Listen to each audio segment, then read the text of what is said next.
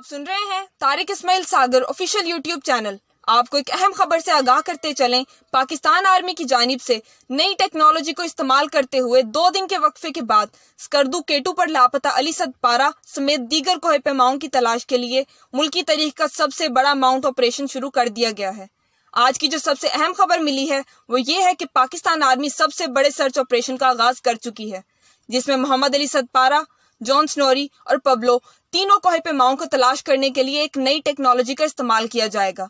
इस टेक्नोलॉजी का नाम थर्मल विजन है। थर्मल विजन या नाइट विजन ऐसी टेक्नोलॉजी है जिसे इस्तेमाल करते हुए न सिर्फ धुंधले मौसम में किसी चीज का सुराग लगाया जाता है, बल्कि इस टेक्नोलॉजी को इस्तेमाल करते हुए रात के वक्त भी कामयाब सर्च ऑपरेशन किए जा सकते हैं।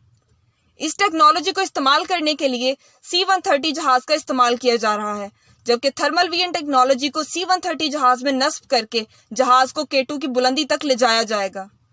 याद रहे कि यह दुनिया का सबसे बड़ा माउंट ऑपरेशन है, जिसे केटू के इस हिस्से को कवर किया जाएगा जहां मोहम्मद अली सदपारा और इसके दीगर साथी लापता हुए थे। C-130 को इस मकाम तक ले जाने के लिए पाकिस्तान के एक्सपर्ट पायलट्स को चुना गया है, जो जहाज को 8,611 मीटर की बुलंदी तक ले जाने का जज्बा और हिम्मत रखते हों।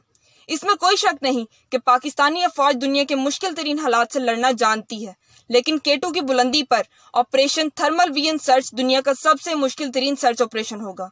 इसके साथ साथ ग्राउंड रेस्क्यू टीम को भी रवाना किया गया है, जो पूरी तरह से पहाड़ के ऊपर जाकर उन जगहों पर मोहम्मद अली सदपारा और इसके साथियों को तलाश करेगी जहां मोहम्मद अली सदपारा का राब्ता मुनक़ता हुआ था और GPS भी काम करना छोड़ गया था। इस ऑपरेशन में मोहम्मद अली सदपारा के बेटे साजिद सदपारा भी आर्मी की स्पेशल टीम के हमराह होंगे। थर्मल टेक्नोलॉजी ऐसी टेक्नोलॉजी है जिसके जरिए जहाज से जमीन तक हर छोटी से छोटी चीज को देखा जा सकता है, जबकि ये ऑपरेशन आर्मी की तरफ से एक आखिरी कोशिश है। इसके अलावा जनूबी वजीरिस्तान में मकीन के मकाम पर क्लियरेंस ऑपरेशन में भी कामयाबी मिली है।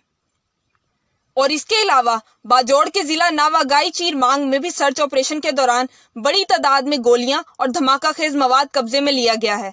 कब्जा में लिया गया असला और धमाका खेज मवाद की साख्त वही है जिस साख्त का असला भारतीय एजेंसियां माजी में भी पाकिस्तान के खिलाफ इस्तेमाल करती रही हैं।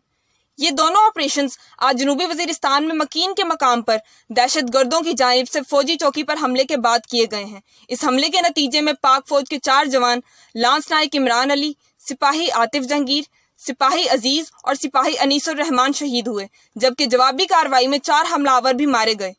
बाजोड़ से बड़ी तादाद में भारतीय असला बरामद होना इस बात का सबूत है कि भारत पूरे खित्ते समेत पाकिस्तान में भी जलालत और नाकामी का मुंह देखने के बावजूद अपनी शरंगेजी जारी रखना चाहता है।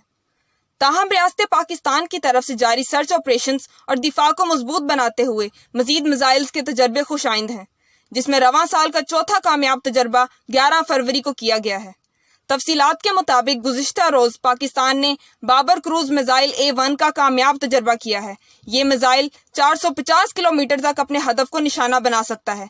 बाबर क्रूज मिसाइल A-1 जमीन और समंदर में अपने हदाफ को निशाना बनाने की सलाहियत रखता है, जबकि ये missile multi tube missile launch vehicle से लॉन्च किया गया था।